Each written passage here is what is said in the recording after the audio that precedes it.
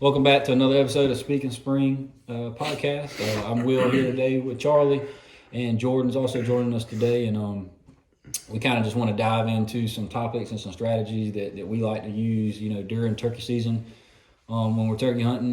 That'll hopefully help whoever's listening out there and give them some advice. And obviously we're not professionals or anything like that by any means, but we got a lot of experience under our belt doing it, and together we've been able to learn new things and through experiences and overcome obstacles in the turkey woods. So kind of want to talk about, what we do know about that stuff and, getting ready to gear up, for turkey season. How far out are we right now? From this release date would be less than 3 weeks. Yeah. Get rolling. So the closer we get, we're just trying to kind of narrow down the podcast as far as what can help you hunting. Yep. It's not as necessarily about the stories as much at this point. It's more about kind of what we feel like we know that can help others from our experiences. So, but first we are going to jump into some stories, pretty quick stories, kind of more on the emotional side of things, and kind of just talk about kind of where we got our starts in turkey hunting thanks to our granddads and their Jordan granddad as well as mine and Will's granddad are no longer with us. So not only turkey, just everything. Love for the outdoors, Just kind of jump into that and talk about how grateful we are to them and that we want to carry on the legacy that they left behind. Yeah, they played a pretty big role. So for me, at least. I guess I'll start with Papa. It was what me and Charlie called our granddad. He was a unique guy. We all had a lot of experiences with him, and I know, throughout high school and younger years, Jordan being at the house all the time, being around him, and when he'd take us hunting and stuff like that and everything. And yeah, he's pretty much a second granddaddy to me. He didn't meet a stranger, that's for sure. And I think that's what kind of led me. And I can't speak on Charlie's behalf, but I'm speaking on my end of this. He's a lot of the reason why I have the admiration to go after something like this and to share my love for the outdoors. And it's not about popularity or anything like that, but it's kind of trying to admire his legacy and carry it on. Even though he's left us and he's in a better place up in heaven, I feel like this is a way to still connect with him and still share my relationship with him by doing something he knew that I love doing, and I know he'd be proud of it. And I think his love for the outdoors transpires through me, so I feel like that's a great reason as to why I want to do that. I'm so serious about these podcasts and filming hunts and getting the channel started up and coming up with everything we're doing so far. And like I said, I can't speak for y'all, but I know that same way for y'all. Charlie, what about you? Yeah, for sure. Really thanks to our granddad, we were able to get into hunting. We always remember him telling us he never really deer hunted or turkey hunted up until we wanted to do it. He had always kind of squirrel and rabbit hunted at times, but never got into what we wanted to do. And as soon as we took up wanting to do it, he jumped in head first with us and just kind of showed us how to try something new and how to get into it. And that turned into a passion that we share. And, I want to give credit to him for sure for it, because without him, he would take me and my friends duck hunting and just sit on the side of the road and wait on us while we hunted for 4 or 5 hours just because he wanted us to go hunting. And the biggest deer of my life that I killed to this point, he sat in the truck while I sat in the stand because it was too cold for him, but he sat in the truck when I killed the deer. And just those kind of things that the sacrifice that he gave for us to be able to do what we do. Yeah. So, Jordan, I know you got a good reason for doing this for your granddad also. Yeah, like y'all's, he ever since I was old enough to walk and talk, he was putting it on me. I can remember slightly. I was too young to really remember good, but I got pictures of, I was in diapers and that joker bring deer. I'd be sitting back of that truck holding them deer, I fell in love with it. Just started off, I'd be sitting in the deer stand with him, watching him kill deer. I was too young to hold a gun, You can go riding around, plant food plots, put up corn with him, stuff like that. I mean, just 98% of the time that was spent with him was in the outdoors, hunting and stuff. He is a very good man and kept me in the woods and kept me out of trouble. So I'm sure he's looking down on all of us. I mean, he was pretty close with Will too. Helped him out with Oh yeah. sighting the scopes in and stuff. Yeah. He was very, very good with that stuff. I mean, he really taught me a lot, and it's got me where I am today, enjoying the outdoors. Yeah. He Mr. Freddie, he was one of a kind. Man, he knew his stuff. He was somebody that you knew if you needed some advice on how to hunt this or hunt that. Those old school guys, man, they know what they're talking about, and you need that when they're talking, your ears need to be listening. Yeah, if you from this area and you don't know who Freddie still is, you're just too young. That's all there is to it. I know they had talked on the last podcast that we did together that I'm the best deer hunter around here. Nah, that joker right there, that joker was a deer hunter. He wasn't a hunter. He was a killer, plain and simple. Yeah, I remember you told me that one of the first times that he took us hunting or allowed us to go like on the land he was hunting at, and I asked you, I said, how does he do what he does? Like, how is he able to do it? And one of the first things you told me, I'll never forget, you said, Will, when he sits in that deer stand, he said, as younger guys, we're moving, we're talking. He said, when he sits in that deer stand, he rolls his thumbs around. Them fingers are interlocked, and them thumbs are sitting there peeling around. And that's the only movement. Yeah, I mean, that's all he does. The only other movement is them eyeballs moving. That head don't move. I can remember sitting in the deer stand with him. I'll just turn my head. Be still. Our granddad was the opposite. With that, we'd sit with him and he'd be doing what I just did. Clear my throat. Dad, or he'd be crinkling a bottle as loud as he could, and Papa, you gotta be quiet, Papa. It's all right. Yeah, it's all right. That's what he always say. It's all right, or I can't help it. And another funny thing. It didn't matter about that killing, man. It was just spending time on there. You never really understand how valuable those times spent with your grandparents like that, or your grandpas out there in the woods, outdoors, anything, fishing, hunting, is how valuable it is to you. You really understand how valuable it is after they're gone. I think now is kind of the point in time when you kind of realize, that you do need to enjoy those moments and cherish those moments, and it don't get easier at all.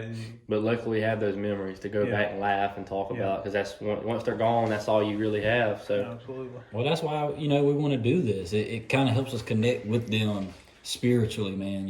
That they're still with us and they're gonna help us through this process, and we're gonna take the values they taught us and pass on to other people. And the good thing too about it is, dealing with a loss is hard, but when you get to live those experiences with them growing up, it's such a good feeling to know that one day you're going to be that grandparent, sitting in a deer stand with your grandchild, teaching them the same things. And you don't never take that for granted, ever. I know you hear all these adults saying that I'm still young. We all still young men, And for us to say, don't take it for granted. Yeah, you've heard it a lot, but I mean, it's true. Don't take it for granted. I got his rifle that he deer hunted with, and I still take it deer hunting. That's the only gun I use, and it feels like he's still sitting right there with me. Yeah. See, that's kind of the uniqueness with our papa is that your granddaddy kind of already knew how to hunt, and he kind of taught you.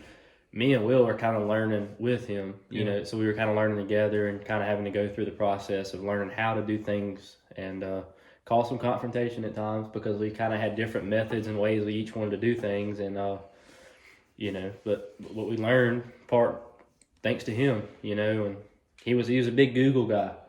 He would always go and Google these things. Like if you'd try to argue with him not to blow a grunt call, he'd Google it and say, okay, well no, Google says we're going to blow a grunt call, we're going to blow a grunt call, because that's just how he was. He wanted to be right about everything. So And we've got some funny stories. I mean, I know that. honestly, the most beautiful thing about this whole ordeal, I don't know if y'all know this or not, but I do. You know, my parents have a business, an auction. Mm-hmm. Well, when my granddad would go to it and your granddad would go to it, oh, they were good buddies there. I mean, Oh yeah. they would always sit together, talk, you know. I mean, they shared a friendship together as well. Doing what old folks do. Yeah. And talk. You know, I remember as a kid going to the grocery store. I'm sure you can remember going to the grocery store and talking for hours, like not to each other, but going and talking to random people at Walmart. You have no idea who they are, and you'd be in there for an hour and a half, Yeah. looking at everything from here to China, wanting to go home because. Man, But what would you do now to go back and stand in that aisle at Walmart? And, man, the stories you would hear, though, I'd just sit there and admire those. oh yeah. I mean, some of the stories just crazy. It's definitely something we're definitely leaning on and relying on to help us through this process as we try to build this creation we're trying to do with these podcasts and filming hunts and, you know, helping our friendships and our bonds. And, you know, that's definitely something we look up to help us. And, you know, I think that kind of, you know, to move into this next topic, you know, is something that I was hesitant about talking about. But and I thought about it right before we all got together today, and I was like, you know, I think we should talk about this. And that's dealing with, you know, ultimately this country that we live in. The world we live in. Yeah. And our country is suffering in a lot of different ways. And, you know, we got I think coming up in the next, I think it's actually this weekend, we have the state preliminary where you vote. The Republican primaries, yeah. And I just think that the stereotype that this country's going wrong with, and we're talking about values, you know, we're talking about how we lean on the values our grandparents taught us. Well, some of the values that I know for a fact both of these grandparents would have taught us was we're relying on politicians to be in control of everything we do in our lives in this country, instead of this country relying on the ultimate leader, which is God. Yep. And I think that, and it's not talked about enough, and I feel like in the hunting world, as hunters, we have to stick together and vow to stay close, stay tight-knit in this country, because there's a lot of things that are changing. You know, I was watching the news the other day, and I try to stay away from the news. Yep. But, you know, they're getting back on that whole gun control topic. It's the media, man. The media ruins it. Turn that TV off, man. Go outside. It's not gun control is the issue. It's a people issue. Yeah, it's a problem, man. Turn the TV off. Turn your phone off. I mean, just get outside. Don't worry about that stuff. Life goes on. Yep. Yep. We talked about it before. The best place to be when this kind of stuff's happening is in the woods, because you're not hearing that jaw jacking and all that crap that like you just said. It don't matter. No depression. It doesn't control where you go when you die. Yep. It just doesn't. And well, I mean, in the Bible, you know, both of us were raised up on strong family values, you know, biblically. And in the Bible, it tells you, and I do. I might dislike a lot of people, but I am taught through the Bible, through Jesus, to love everybody. Yeah. But see, that's the problem the world they don't want to face. This world doesn't love everybody. Now, don't get me wrong. I'm against a lot of the worldly things that people in this world are doing that clearly is said in the Bible not to do. But I think hunters can relate in a lot of those aspects, because when you got people in this country coming at people talking about taking guns and stuff like that, well, you know, me and Jordan talked about this the other day too, you know, hey, buddy, you want to come take them. Yeah, you know what I'm saying? Come on and come take them. But, you know, a lot of times, a lot of these people like us ain't going to allow that. I'm not just going to have my gun over. I mean, that's becoming a big deal in this country. I don't want to get into politics and all that, but I mean. Another good point that this leads to is as hunters, we need to come together to stand for the issues we believe in, instead of arguing and bickering among each other. The hunting, I'll speak for y'all, the hunting industry has become in itself an awful place as far as the beliefs clashing and the hatred. And, you know, I was reading some comments on I'm not going to say the channel's name, but on this particular channel's videos about just putting them down because they couldn't call good. You know, what do you get out of that? Who cares? Exactly. They're doing something they love. Exactly. I mean, if this world could get along, it'd be a lot better place. But I mean, it's not going to always work that way. This world can get along, and it's through Jesus Christ, and that's the only way. Yeah. That's all I really say about it. Everybody does their own thing, but, you know, that was a topic we wanted to really discuss, is like hunters sticking together, because ultimately what we all like to do, like you just said, instead of paying attention to all that media mess and the news and politics and all that, hunting is the best way. No matter what it is you're hunting. If you can get with a buddy or if you're alone, or a group of buddies, and you can go sit in a dove field, you can go sit in turkey woods, you can go climb a deer stand, it takes all that negativity this world has to offer completely out of your life for that moment. And Jordan just said it 10 minutes ago. It helps stay out of trouble. In today's world, with all the temptations and trouble that's out there, it alleviates that factor of staying out of it and just keeps you true to yourself. Exactly. And these are just values that we appreciate. When you're in them woods, you're no closer to the person you are in those woods than anywhere else. I mean, when you're in those woods, when you're enjoying the outdoors, that's who you are. You're not having to put on no front for nobody, not having to be fake. You're just being yourself. And the same thing we talked about in episode 2 is that, that's the closest you'll ever be to creation. The closest you ever be to God Himself is appreciating His creation. And man, it's a beautiful thing. Yeah, it is a beautiful thing. Yes, it is. And talking about this topic, I tell you, I don't know if y'all listen to a lot, but I listen to the podcast where it's got Phil Robertson and Jace is on there with him a lot. Yeah. And let me tell you something. They speak truth, and they stand on their morals and their values. But let me tell you about what those people represent. They love hunting. They love their family. They love faith. But if you don't notice, besides the show, they keep to themselves. Yeah. But they're trying their best through hunting, and I hope this does that. They're trying to reach those that are lost. Because they were once in that spot. Yeah. And these are when I talk about these values, why I brought up politics, all that, it's just going back to how we're representing our grandfathers that are passed on. And I know for a fact those are values that they taught us that they want us to try to talk about and kind of help our country that's in dire need of it. And just I could go to my granddad's house, I'd never see the news on, ever. Unless it was the Weather Channel. That's it. Them politics and all that. That's he got to know the front coming through for the big deal. He got to know when the ruts that happen. Well, speaking of, I think that's kind of a good kind of transition to what we're going to talk about here. It is the weather with turkeys. It's no secret that the weather drives a turkey. Just same way with deer. Jordan for ducks. Yeah, same thing. With turkeys, your thing with the weather is mainly rain and wind. Yeah. Hunting a turkey in the rain is hard in itself because they don't gobble very much. It's wet. It's hard to hunt when it's raining in general. If you think about it, rain and wind is bad for everything except a duck. Yep. A fish, you ain't gonna go fishing when it's windy and raining. You ain't gonna catch nothing. You ain't gonna go deer hunting when it's windy and raining. They gonna be spooked of everything. As soon as you do that, as soon as it passes, though. Oh yeah, as soon as that stuff passes, I mean, it's like on that fire. sun pops out. Oh man. Well, and a lot of the rain part of turkey hunting is a fancy word we don't talk about very much is the barometric pressure. But when that pressure drops below, I think it's like 29.7, turkeys completely just stop gobbling. But when it jumps back up and gets higher and higher, they get fired up again. That's above my degree. I'm not sure. Well, there's some people out there, man, that they don't pay attention to that. But over the past few years, you really brought it up to me. Past few years, I've actually really paid attention to the pressure. But before then, I didn't think nothing of it. I didn't care for it. But if you calculate your hunts and you look at your success rate when you check that pressure, when that pressure certain amount of what it's supposed to be for the turkeys to be gobbling good. It actually, I think it works. I think it's 29.9 and 30.2 is kind of the in between the level range, and when it gets above 30.2, when it's in the 30.4s, you go 30 hunt because they are going to scream like they will. Hey, you can kill a turkey; it's not gobbling. It's not. But as turkey hunters, I know y'all done it, but it's hard to hunt a bird you don't hear. And what do we love about? You know what I'm saying? What do we love about going turkey hunting? I'm going to tell you right now, all I got to do is hear that joker one time. I love hearing it. I hear him one time. It's so easy. You get a pimple on that gobble and they're fired up.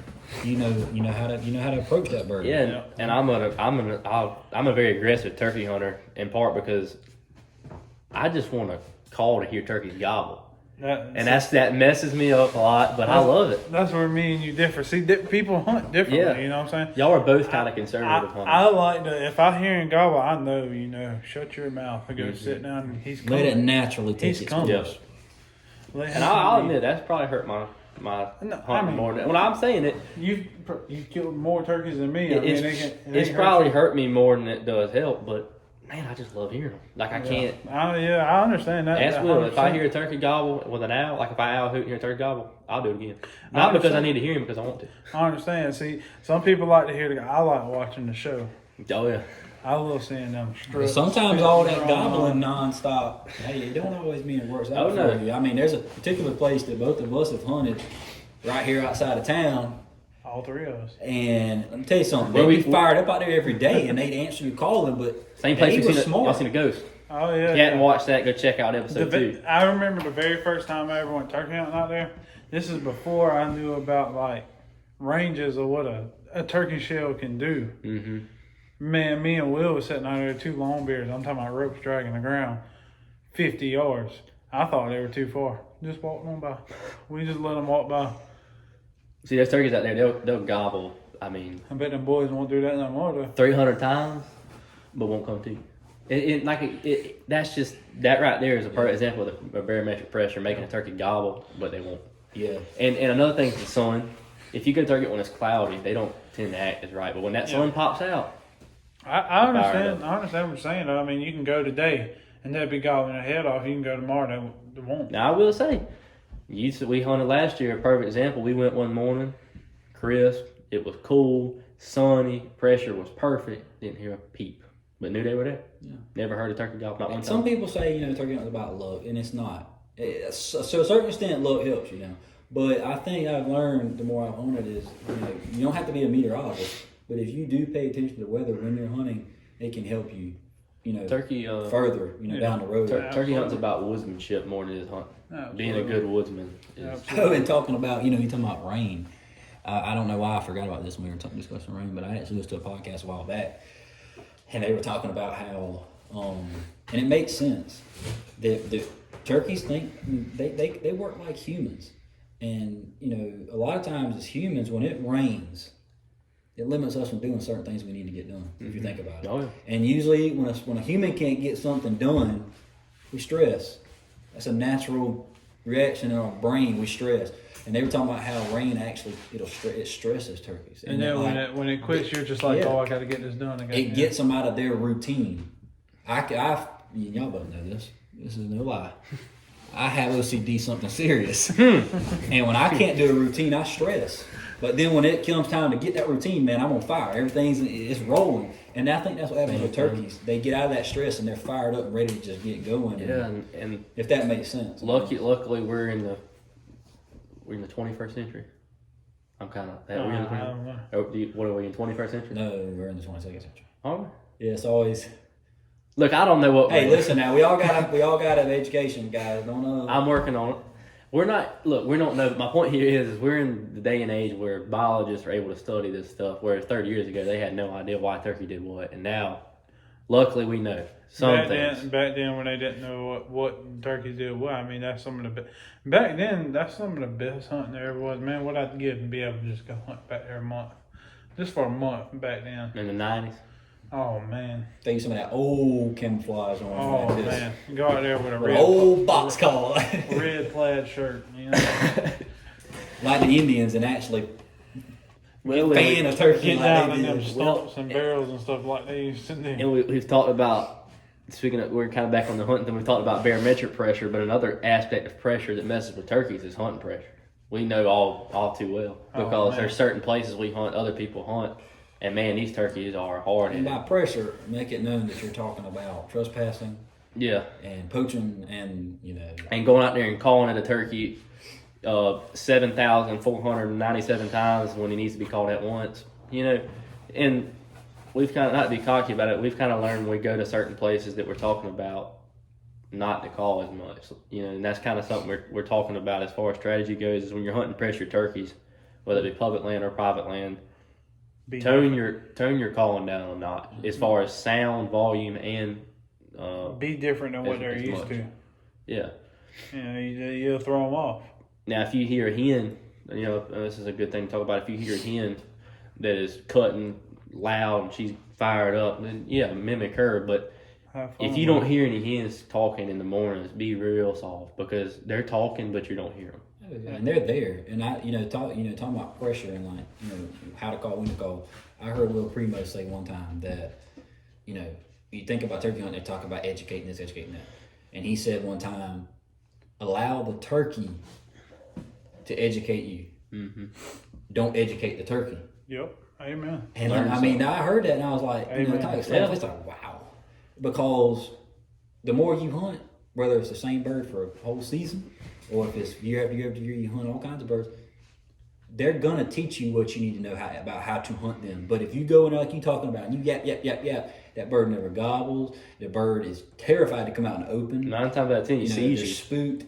You're educating him, and it's never going to work out like you think it will the more you educate a turkey. Yeah, and, you know, my goal going into each season is to kind of learn something new every year. That's kind of my goal is, you know, really and truly that's my only goal is to learn something every year. And, you know, talking about the pressure aspect, we have a certain piece of property that people will go out there in these fields and they'll just drive out in these fields and park their car in the middle of the field. Yeah. Instead of knowing that, like, those turkeys are going to be in those fields. Mm-hmm. So those turkeys begin to act funny about those fields. And that's why in the turkey hunting world, you know, you have to, look, none of us are a cocky demeanor type person, but when it comes to turkey hunting, it is a privacy thing. Like, you can't let a lot of people know about a lot of land. You can't, because this is what happens. Like you said, you let people hunt it, they're parking trucks in the middle of a field when you know birds are pitching in that field. You need to know they're driving in too late and bumping birds off a roost. Like, you need to know as far as what your turkey's going to do, which is why it's so important to scout and know when that turkey flies down where he's going to go, because 9 times out of 10 he's going to do the same thing every single day. And if you know where that turkey is going, that turkey is a dead turkey the second he leaves the tree. Yep.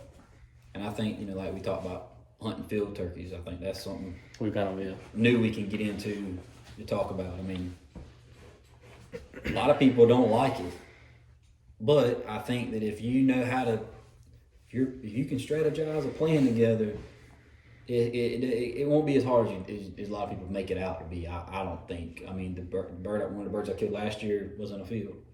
I think it just, there's so many pros and cons to turkey hunting. People say, you know, it's hard to hunt a field bird. It's easier to get in the woods in the bottom or something than hunt a bird and catch them on the roost. All that stuff. But, I mean, I've had several instances hunting turkeys in a field where, they'll get out there and you think it's going to work perfectly. And old boy sits out there at 70 yards strutting his stuff off and he refuses to come any closer. See, and I told Will this, I think it was yesterday, I told him this, I'm going to tell you too, Jordan. It seems like if you call a turkey from 40 yards into the woods and try to bring him into the woods and out of the field, it's easier than it is to try to call that turkey across the field to stay in that field. If that makes any sense. Yeah. I can understand that. Yeah. I feel like a turkey in a field can see so much, and, you know, that's like he's just not going to act right about it. Kind of like hunting in like a hilly area or something with a bottom. You don't never want to be in that bottom when the turkey's on the hill. He's going to see you every time.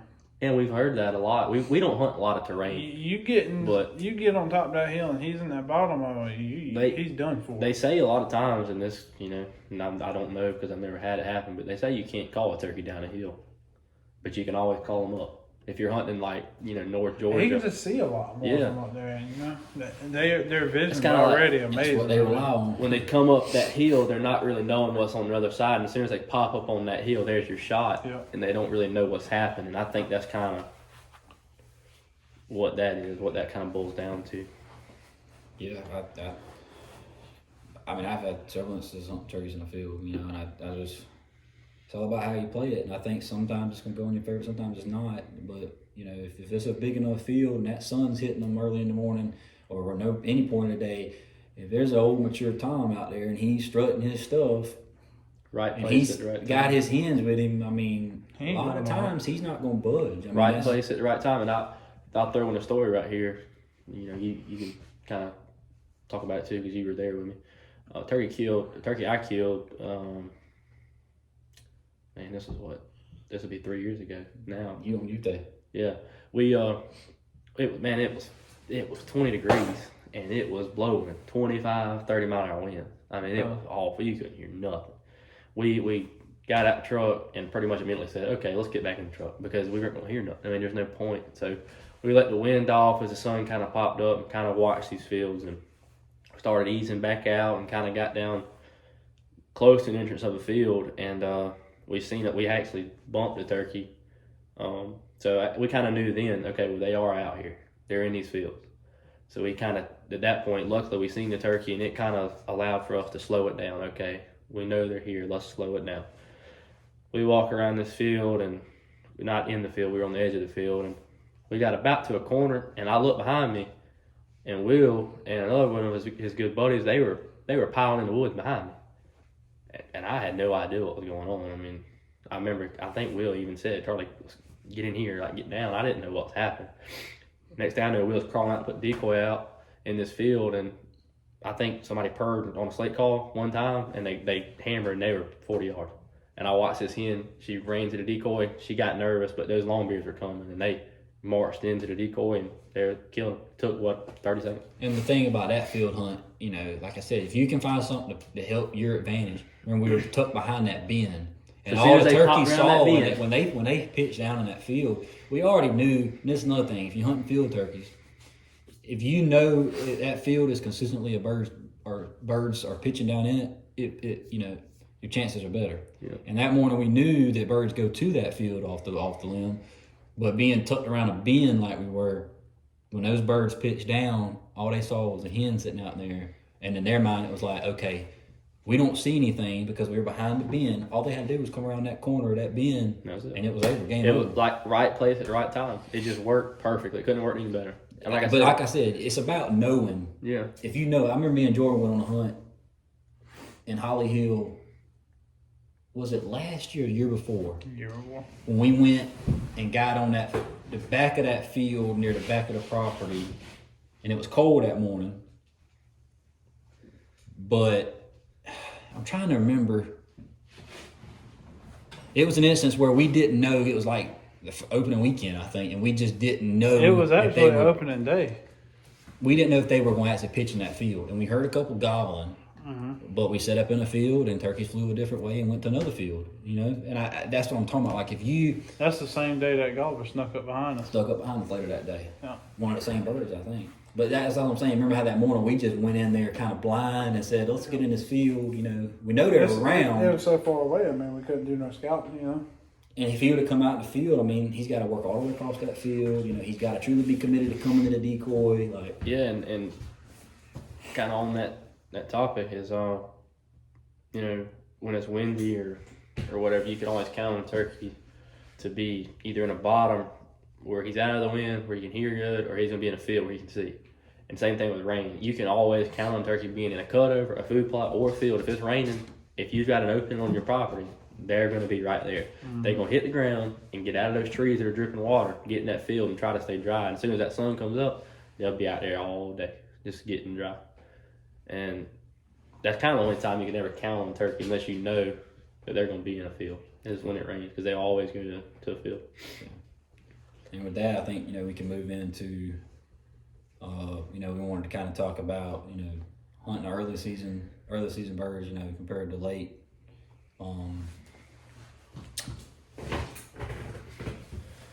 Well, we kind of need to start off with the fact it varies, man. We kind of start off with the fact that they're flocked up in the early season. Like I sent both y'all a picture today of a trail camera that I checked, and it was a wad of hens. Not a single longbeard, just a wad. To me, early season, you need to get as close as you can on that tree. Because they're going to be... that he's in. Because, I mean, if you're too far away, you can count that out. He's already got hens around him. They're going to be... Especially here in South Carolina, we can always count on turkeys being henned up the first week or two of the season. Yeah, Jordan, that's a great point. You got to get as close as you can early in the season. The best place they're in a routine of sticking with their little girlfriends and doing. They don't mind, going 50 yards out the way. I mean, just go run real quick and check. I mean, it's gonna be quick. I mean, it's gonna be quick when the feet hit the ground. But the best place to be in early season, in my opinion, because he's gonna have hens, is to listen when you go to roost a turkey where his hens are and get smack dab in the middle. Because either chances are them hens are going to pitch to him or he's going to pitch to those hens. And if you're in the middle of them splitting the difference, he pitches down and those hens call, he's going to them or the hens are going to him, and you're going to meet them in the middle. So you're using those hens to your advantage. That's kind of the only. So you're basically, you got to do your homework early season. Yeah. You got to go roost as much as possible. But talk about getting close to them. You want to get as close as you can without bumping those birds. Because if you bumping birds a lot early season, 9 out of 10, they're just going to be harder and harder and harder to hunt as season goes on because you're educating. You got to get in there in dark, and you really, I think that's kind of a good point to say is if you're going to get under a turkey on the roost, you need to do it after it rains, at least a couple of days, because if not, the leaves are going to be crunching. But if it's wet, you can be silent. The turkey never know you're there. Best thing to me is do it the night before. Yeah. Night before the hunt, that's important. Oh yeah. Very important. That's huge. If you got the chance, you take that opportunity. Oh yeah. I'll be the next. This we're not quite into March yet, but as we get into March, that second week, I'll be getting up in the mornings and listening to turkeys gobble until they hit the ground, and I'm gonna start listening to where they go. And that helped us kill a turkey last year. We'll talk about in another episode. Knowing where they go, because this time of year they hit the ground and they're not going to say much. I mean, because like I said, they got their girlfriends with them, and that's what their focus is. They're not worried about responding to you as much. And I think, early season too, it's not necessarily about being aggressive, but I think you can call a decent amount. I think you call a good bit, because if you think about winter flocks of hens, man, they're cackling, they're clucking. I mean, they're going nuts all morning, all day, and I think the gobblers get used to that. So you can be a little aggressive on the calling early season, but you don't, like I said, you can't do it to where you're being seen and educating. Dave Owens once said, read the room, read the temperature. If the hens are doing it, do it. If they ain't doing it, don't do it. It's kind of that simple, just read the room. But then, like I said, hunt early season turkeys, in my opinion, is obviously the hardest. But then as you move into early to mid-April, it changes drastically. It can be hard, but it can be easy. But you can count on it being some of the quickest hunts though, right there in the early part of the season. You kind of shift into the early to mid-April. And obviously this varies with different states, but I'm saying this is the middle of your season when peak gobbling, peak breeding's happening. Most of his hens are gone. They're either going to be laying eggs and coming back to him, or they're just on their nest completely. So a lot of times your morning hunts ain't going to work. Those hens are going to go to him, he's going to breed them, but then you give him about 2 or 3 hours. Go in there and you're going to strike. 9 times out of 10, correct me if I'm wrong, it ain't going to be one turkey, it's going to be 2 or 3 of them. That little 9 to about 12 o'clock, 1 o'clock period. They're not in that That's flock anymore. That's my favorite time to hunt. Yeah. They're not in that flock anymore, but they are in those little groups. You'll call a group of 2 or 3 in mid-April. I like it at 12 o'clock. Be out there at 12 o'clock. And just strike them up. Yeah. And I think if you do your homework, striking them up like that, it ain't like you got to go powering through the woods. You just easy, take your time, walk through there. But man, we have talked about it time and time again. That first and really the second and half week of April, it's like a whole different season. Them turkeys are they are so fired up. I mean, it's crazy how good that week is. But then you shift into late season and it again changes completely. Yeah, there's been a lot of, I know Jordan's had success that time of year, I've had success, you've had success. It's a fun time to be in the woods. It's a fun time to be in the woods. Mosquitoes starting to pick up a little bit. It's getting hot. So you got to keep the thermostat rolling pretty good. But it's gotten hot. If you've done your homework and you, like Jordan said, you go through there quiet and when you strike them up, usually when you strike a bird up like that time of the year, they're going to usually be pretty committed to it, and they're going to come in fired up, and like you said, the gobbles are kind of grouped up by then, so it kind of makes your chances a lot better. But then in the late season, you got to kind of keep in effect. And I never really thought about it, to be honest, is late season, man, you always kind of see gobblers act a lot more timid, and I think that's probably because the jakes kind of start beating them up at that point. Yeah. The jakes kind of get together and start wearing these gobblers out because those jakes hadn't bred. The gobblers have, and those jakes, man, their hormones are raging, and they're wanting to breed. So they kind of start beating up on the gobblers, and I think I mean, late season is not as hard as early season. Don't get me wrong, but it does become challenging later in the year.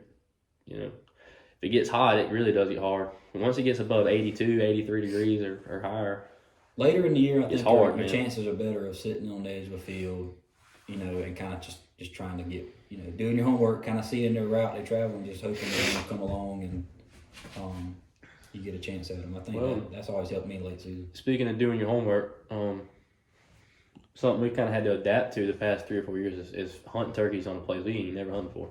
So kind of talking about how to find turkeys is something that's always important. you're kind of looking for certain things. I've always kind of keyed in on having wild pines mixed with hardwoods with some water nearby and some sort of opening in the field. And you kind of target that area and know there's probably going to be turkeys there. And obviously once you find sign with scratching, strut marks, tracks, yada, yada, yada, you know, okay, I'm in earshot of a turkey now. So, you know, you're in the game at that point. And speaking of strut marks, we were scouting yesterday and we seen some strut marks. Huh. Not looked like he kind of like dropped them down. Yeah, not like he's full strut, but that right there in itself, man. They're getting that feeling in them a little bit. Ooh, So. boy. Which we already knew they were kind of strutting, but I think we all mainly hunt.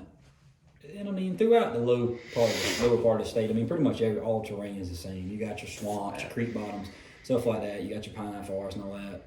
But like you said, an opening, and something I've learned it's fun to hunt is, you know, not necessarily just a field, but man, if you can get near a cutover. We talked about it in the Habitat podcast when Jordan was talking about cutting timber and all. The turkeys love a cutover. You know, we've hunted a place the past year or two. yeah. Get Jordan to tell you when they go in and cut what you'll see. I mean, I've been out there last year during turkey season. This is no lie. I was cutting up a spot and you know, I parked and went out the next day, walking my cutter early that morning. But that joker was out there gobbling right beside my cutter. And I mean, I had my little mouth call in the trail. Heard him through the window? Huh? You heard him? Do you have a window on your? No, cutter? I was walking to the cutter. Oh, okay, I thought you were saying you were in the cutter. No, I was walking to it, and he's out there. Oh yeah, they love, man. They'll Had me pitch. a little mouth call out there. I was playing with him the whole time because, man, it ain't my land. I ain't gonna hunt him. They'll pitch right down into those cutovers, man. Oh, yeah. They're a target rich environment for them. So I think kind of going off of, you know, talking about land in general, I think we can kind of end on something we wanted to talk about was, you know, hunting small acreage versus big acreage, and believe it or not, now some people might be the different, they might have different views on this, but none of us hunt on huge properties like a lot of people do. No. We hunt a lot of small plots of land. Mainly 200 acres or less. Yeah. And if that, yeah. I mean, and let me tell you, it's just as good because one, you don't have as much terrain to cover. Your birds aren't spread out; they're usually in the same group, you know. So you're not dealing with like competing groups of turkeys, like, you know, gobblers like to do, you know, throughout the season. And you know, it helps you maintain the flock. In my opinion, you know, if you harvest a gobbler or two off of this little small, you know, you got jakes, you got a good hatch coming through. You hope so. I'm big on hunting small land and for turkeys. I mean, you can cover them around and know pretty quick either that you have them or you don't. There's no point in going to a place that doesn't have a turkey and wasting time. So you kind of figure out pretty quick there's no turkeys or there is turkeys, and you go from there with that decision. It's a lot easier to memorize down to a T exactly what is what on that land too. Oh yeah. When it ain't just as, I mean, don't get me wrong, dude.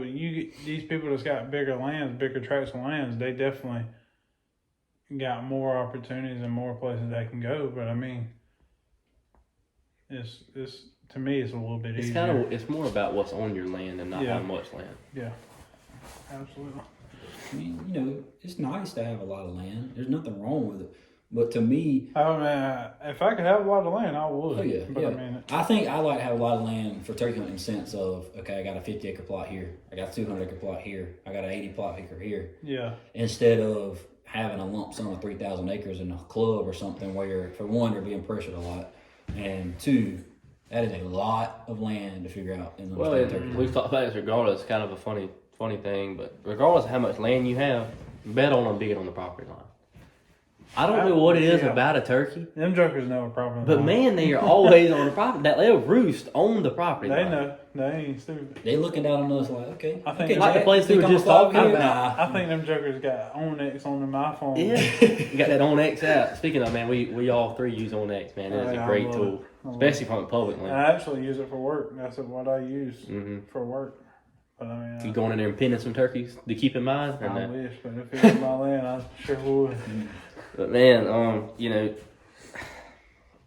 it's crazy. It does, because we were just talking about that place that y'all were just talking about, hearing turkeys gobble 300, 400 times on the tree. It seems like that. Well, they do roost on the property line. Right, like if you go on that gas line, if you go 2 on X, we're split in half, Yep. and they are on the property. Yep, absolutely. Yeah, so with that turkey's brain what it wants. If it's gonna fly that way, They got the newest it'll fly iPhone. this way.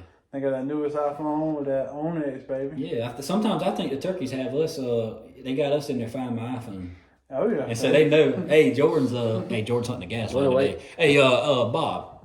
Jordan is going to be on the power line today. What the You way might that- want to fly the opposite way. I'll tell you though, the way that they can pinpoint a call and know exactly what square inch that it's coming from, it feels like they do. Because they can hear a hen and go to the tree that you called out. and they that's will why go- small land, to me, benefits turkey hunting. They definitely can pinpoint everything.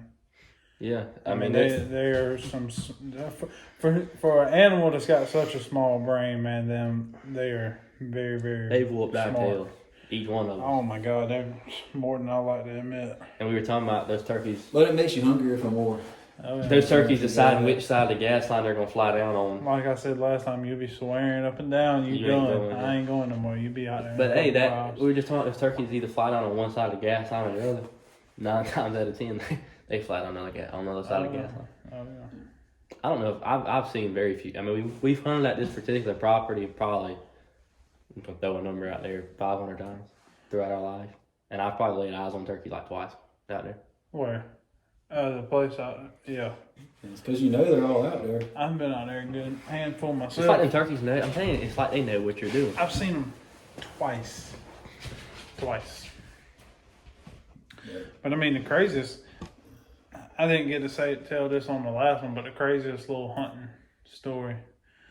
One of the craziest ones, if y'all got time to listen to it, We got time for one more. is me and Will was hunting that place, that club, that hunting club right there down the road. And we were calling, and this hen come, and I've never in my life seen this.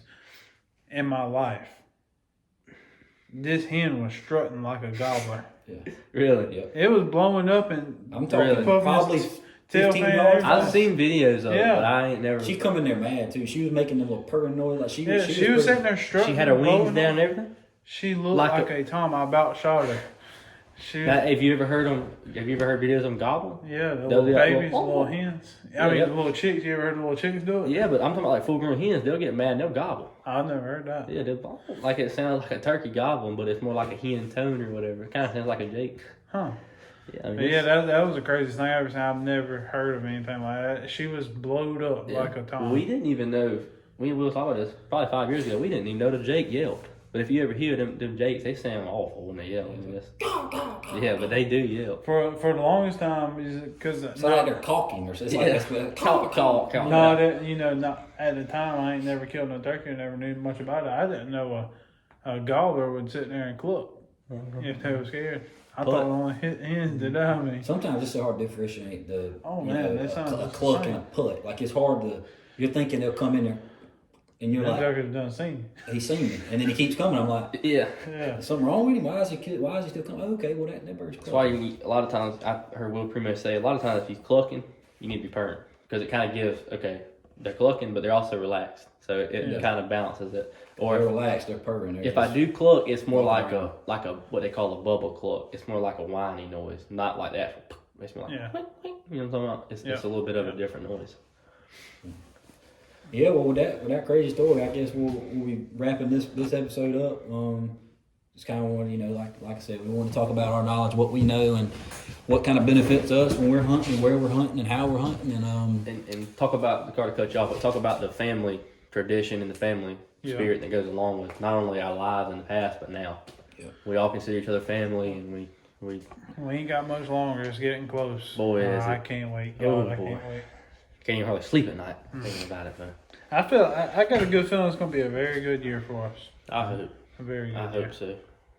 I think if we play our cards right, we can really do something with these. Say that one birds. time.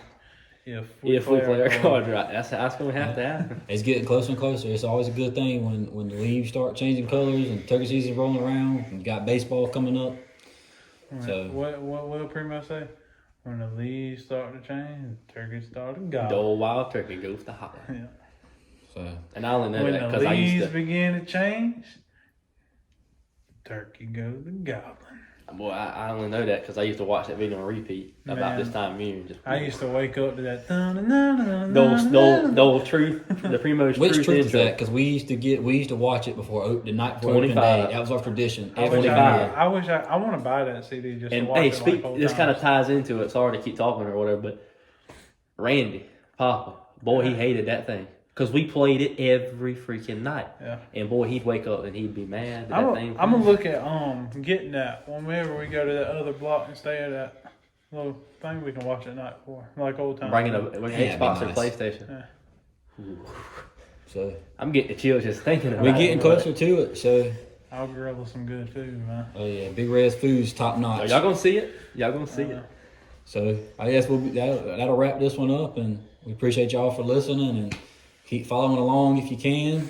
Like and subscribe, and we'll keep y'all up to date. It means a lot, and we really do appreciate it. And we're gonna continue to extend this one more quick second. I think we can all say that this has gone better than we thought it would.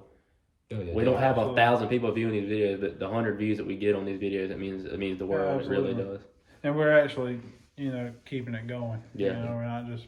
We put effort into this. Yeah. We talk about it. Me and Will get on the phone I mean, pretty much every we're night. living and dying by this at this point, outside of jobs and stuff. I mean, this is a big deal. So I mean, I got things going on, but I mean, We make time. I make time.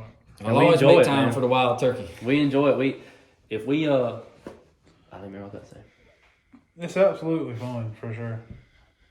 Oh, I was about to say, man, we hope y'all enjoy listening as much as we enjoy talking about it, because we could talk about this forever. Yeah. It's so much fun to talk about. I know this might We really enjoy this it. might sound crazy, but I look forward to listening to our own podcast. Just going back and listening. Yeah, I'm at work. I like to listen to them. Some of the stuff we talk about, we hadn't talked about or heard in years. So it's Yeah, cool to bring. yeah. It kind of pops into your mind and starts. It's awesome to be able to share them with everybody else too. And hopefully we'll have some good ones for next year to talk about once we kill some birds this year. Oh yeah. So hopefully on this podcast, the knowledge we put off to extend to you guys, hopefully you can take it and run with it and choose to do with it whatever you like. But hopefully it helps some of y'all out, and we'll continue to help as much as we can and continue to pass on our love for the outdoors. So we appreciate y'all for listening, and we'll be back at y'all with another one soon. Thank y'all.